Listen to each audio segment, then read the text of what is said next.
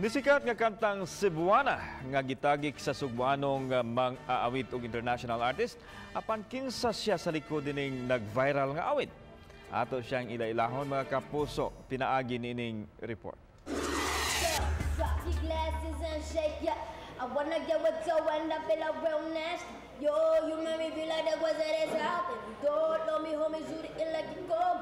Nataw sa Sydney, Australia, apan sa barangay Lorega na nagdako si Karencita ang nagkompose ug nagkanta sa Cebuana.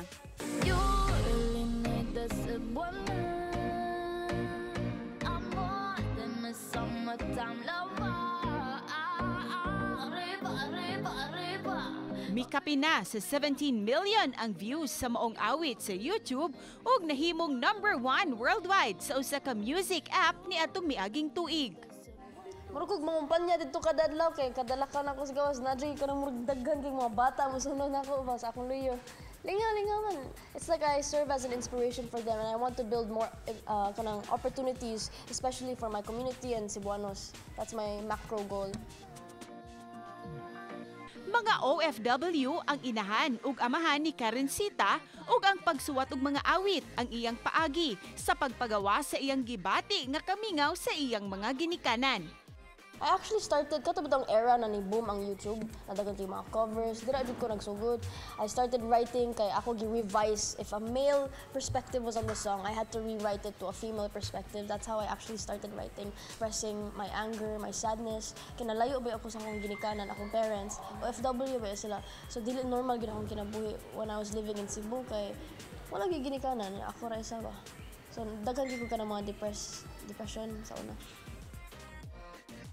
Tumong usab ni Karencita nga malahi ug mas mapanindot pa ang original Pinoy music.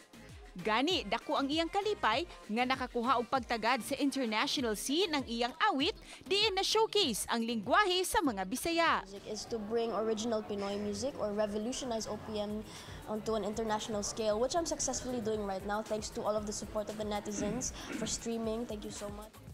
Kasagaran sa mga kanta ni Karencita, pulos mga upbeat kun angay sayawan. Gani aduna usab siya mga dance challenge nga gimugna. Aduna na say bag-ong kanta si Karencita nga gitumong nga makahatag og good vibes ug maengganyo sa mga tawo nga mosayaw. Matud niya, makalingaw kini ug makapa-energize. Gimme bam bam bam, gimme bam bam bam. Uban ni Demi Hernani, Cecil Kibod Castro, Balitang Bisdak.